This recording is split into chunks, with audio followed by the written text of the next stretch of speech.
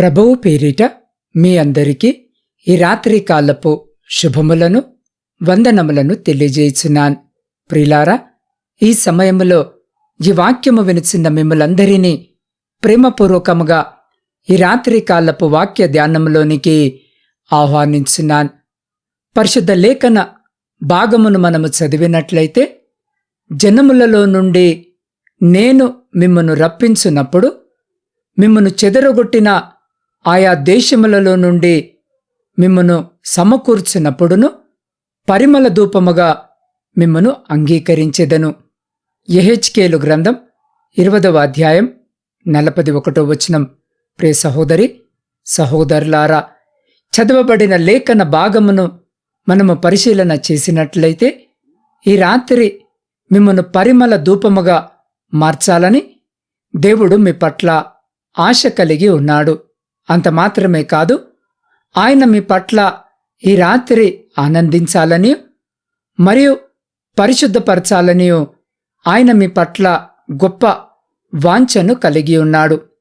ప్రియులారా, మీ పరిస్థితులు మీకు వ్యతిరేకముగా ఉన్నవని మీకు అనిపించవచ్చును, కానీ అది వాస్తవము కాదు. అసలైన సత్యము ఏదనగా, దేవుడు మీ పట్ల ఎల్లప్పుడూ ఆనందిస్తాడు. మీరు దేవుని ఎదుట పరిమళ ధూపముగా ఉన్నారు. సాధారణముగా మీరు ఉదయాన్నే కాఫీ వాసనను ఇష్టపడుతున్నారా? లేదా మీకు ఇష్టమైన ఆహారం యొక్క వాసన మీలో బలమైన కోరికను అత్యధికముగా చేర్చున్నదా? అది మిమ్మల్ని సంతోషపరుస్తుందా? మీలో విశ్రాంతి అనుభూతిని కలిగించే చల్లని వర్షం యొక్క సువాసనను మీరు అనుభవించుతున్నారా? వివిధ రకములైన సువాసనలు వివిధ విషయములను గుర్తు చేస్తాయి మరియు ఒక ప్రత్యేకమైన మార్గములో మనకు అనుభూతిని కలిగిస్తాయి. మనలో ప్రతి ఒక్కరికి దేవుని ఎదుట ఒక విధమైన సువాసన కలిగి ఉంటుంది. ప్రియులారా, మనము తనకు పరిమళ ధూపముగా ఉన్నామని ఆయనకు తెలుసు. మనం ఆయనను ప్రార్థిస్తూ ఆయనను ఆరాధించినప్పుడు ఆయన పరిమళ ధూపముగా ఉన్నామని మనకు గుర్తుకు వస్తాడు. ప్రియులారా, మన ప్రార్థనలు దేవుని సన్నిధిలో పరిమళ ధూపముగా ఉంటాయి. ఆ సువాసనతో దేవుడు సంతోషిస్తాడు. పరిశుద్ధ లేఖన భాగంలోని పాత నిబంధనలో మొదట ఒక గుడారం ఏర్పరచబడెను.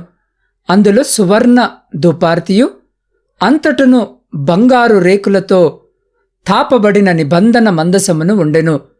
ఆ మందసములో మన్నాగల బంగారు పాత్రయు చిగిరించిన అహరోను చేతికర్రయు నిబంధన దానిపైని కరుణాపీఠమును కమ్ముకొనుచు మహిమగల కెరూబులుండెను.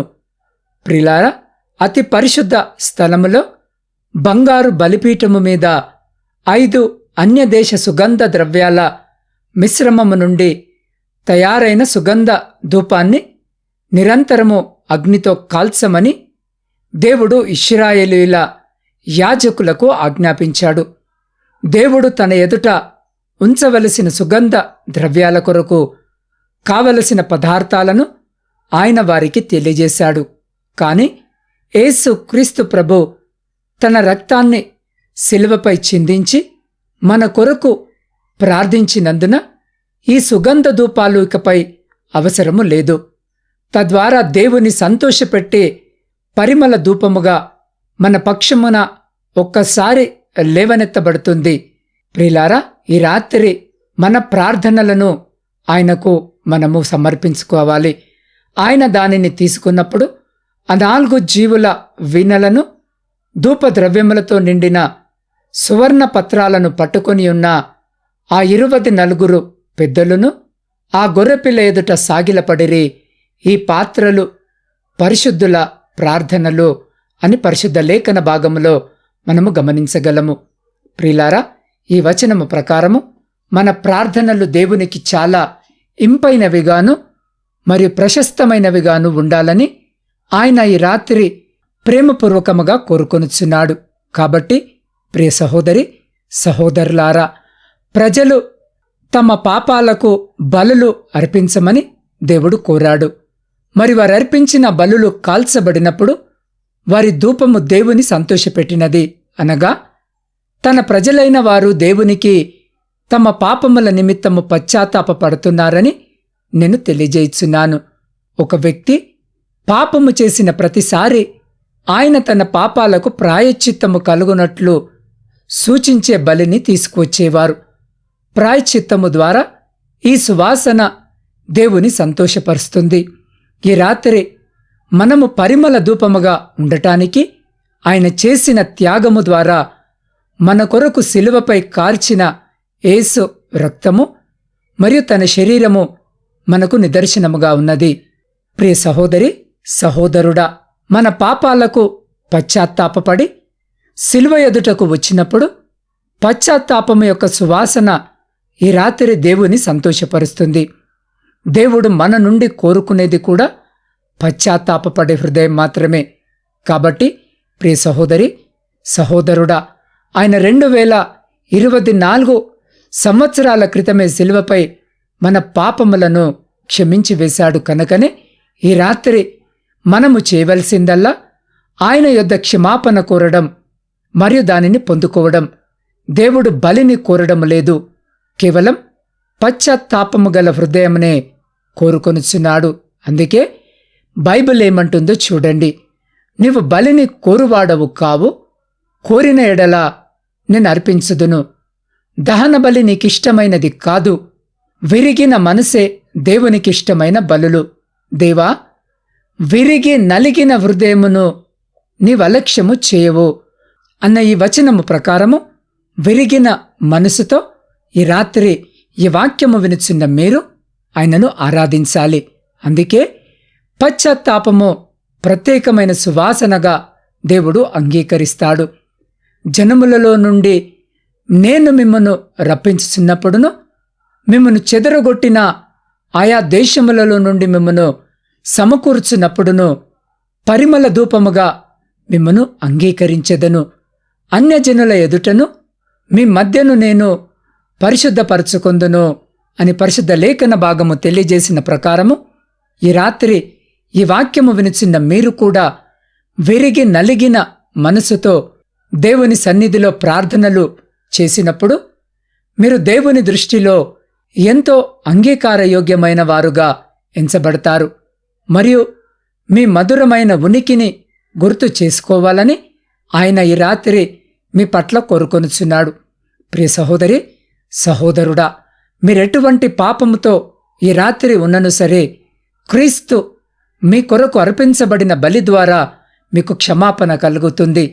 దేవుడు మీతో ఇలా అంటున్నాడు, ఎందుకంటే నేను వారి దోషముల విషయమై దయగలిగి వారి పాపములను ఇక ఎన్నడూను జ్ఞాపకము చేసుకొననని ప్రభు సెలవిచ్చున్నాడు అన్న వచనము ప్రకారము ప్రియ సహోదరి, సహోదరుడా, మీరు ఉన్న పక్షముననే ఈ రాత్రి ఆయన యొద్దకు వచ్చినట్లయితే నిశ్చయముగా ఆయన ఇక ఎన్నటికిని మీ పాపములను జ్ఞాపకము చేసుకొనకుండా మీ పాపములను క్షమించి మీ ప్రార్థనలను పరిమళ ధూపముగా అంగీకరించి మీ ప్రార్థనలకు జవాబు దయచేసి మిమ్మల్ని పరవశింపజేస్తాడు.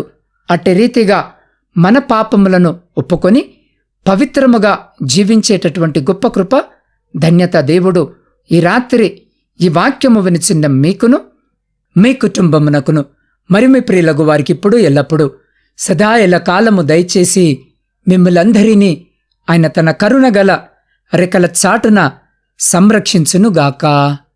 ఆమెన్. ప్రార్థన. పరిశుద్ధుడా, ప్రేమ నమ్మకము కలిగిన మా ప్రియ పరలోకమందున్న పరమతండ్రి, మీ కరుణ కలిగిన నామానికి స్తుతులు, స్తోత్రాలు, వందనాలను తెలియజేయుచున్నాం. తండ్రి, నీ ప్రేమ మా పట్ల ఎంత అద్భుతముగా ఉన్నందున మేము ఈ రాత్రి నిన్ను స్తుతించుచున్నాం. అయ్యా, మా కొరకు శిలువపైన గొర్రెపిల్లల దహించబడ్డానికి నిన్ను నీవు త్యాగము చేసుకున్నందుకై నీకు వందనములను చెల్లించుకొనుచున్నాం. దేవా, ఈ రాత్రి మా పాపాలన్నిటినీ క్షమించుము. మేము నీ దృష్టిలో ఆనందముగా ఉన్నామని మాకు తెలియజేసినందుకు నీకు వందనాలు. అయ్యా, మా జీవితాలను నీకు పరిమళ వాసనగా నిచ్చినట్లుగా మమ్మల్ని మార్చి నిన్ను సంతోషపెట్టినట్లుగా మా జీవితాలను ఈ రాత్రి నీ చేతులకు సమర్పించుకొనుచున్నాం. దయతో మా విరిగి నలిగిన మనసును అంగీకరించి మమ్మల్ని నీ బిడ్డలనుగా మార్చుమని నీ పాద సన్నిధిలో వేడుకొనుచున్నాం. దేవా, ఈరోజు జన్మదిన వివాహ వార్షికోత్సవాలు జరుపుకొంచున్న ప్రతి బిడ్డ కొరకు ప్రత్యేకంగా మీ పాద సన్నిధిలో ప్రార్థిస్తున్నాం. ప్రతి బిడ్డను మీ నూతన దయాకిరీటము ద్వారా ఆశీర్వదించి రాబోయే కాలమంతా కూడా నా తండ్రి ఫలభరితమైన సంతోషకరమైన కుటుంబ జీవితమును బిడ్డలకు దయచేయమని వేడుకొనుచున్నాం. దేవా, శారీరక మానసిక బలహీనతలతో మీ వైపు చూస్తున్న ప్రతి బిడ్డ కొరకు ప్రార్థిస్తున్నాం. విష జ్వరాల ద్వారా బాధపడుతున్న బిడ్డల కొరకును ప్రార్థిస్తున్నాం. బిడ్డలందరినీ మా కోసం గాయపడిన మీ పరిశుద్ధమైన హస్తముతో తాకి సంపూర్ణ ఆరోగ్యమును బిడ్డలకు దయచేయమని వేడుకొనుచున్నాం. ఆ బిడ్డలకు వైద్య పరిచర్య చేస్తున్న ప్రతి బిడ్డను వారి కుటుంబాలను కూడా మీరు జ్ఞాపకము చేసుకోమని వేడుకొనుచున్నాం. దేవా, శాంతి సమాధానాలు లేని కుటుంబాల కొరకు ప్రార్థిస్తున్నాం. విచ్ఛిన్నమైన కుటుంబాల కొరకు ప్రార్థిస్తున్నాం. ఈ దినాన బిడ్డలతో మీరు మాట్లాడి శాంతి, సమాధానము, ఐక్యత, ప్రేమ, నమ్మకమును కలిగించి విచ్ఛిన్నమైన ప్రతి కుటుంబమును తిరిగి మీ పరిశుద్ధ నామమున కట్టుమని వేడుకొనుచున్నాం. దేవా, ఈ సమయంలో ఈ ప్రార్థనలో ఏకీభవిస్తున్న ప్రతి బిడ్డను మీ హస్తాలకు అప్పజెప్తా ఉన్నాం. ప్రతి బిడ్డ యొక్క హృదయవాంఛన ఎరిగిన దేవుడవు వింటున్నావు. అయ్యా, ఏ బిడ్డ ఈ అక్కర ఈ అవసరత చేత మీ వైపు చూస్తూ వారి ప్రార్థన మనవులను మీ పాద సన్నిధిలో పెట్టుచున్నారో ఆకాశము నుండి వారి ప్రతి ప్రార్థన మనవిని మీరు ఆలకించి వారి జీవితాలలో, వారి కుటుంబాలలో, వారి దాంపత్య జీవితంలో, ప్రాముఖ్యంగా వారి ఆధ్యాత్మిక జీవితంలో ఉన్న ప్రతిశోధన, ఆయాసము, దుఃఖము, లేమిని తీసివేసి మీ ఆకాశపు వాకిళ్లను విప్పి మీ సమృద్ధికరమైన దీవెన ఆశీర్వాదాల చేత బిడ్డల జీవితాలను, కుటుంబాలను దీవించి ఆశీర్వదించి తృప్తిపరిచి మీ కృపల భద్రపరుచుకొని ముందుకు నడిపించుమని సమస్త స్తుతి, ఘనత, మహిమ మీకే చెల్లించు మా రక్షకుడును మీ ప్రియకుమారుడైన యేసు క్రీస్తు శక్తి కలిగిన నామమున ప్రార్థించి స్తుతించి అడిగి పొందుకొని ఉన్నాము తండ్రి. ఆమేన్.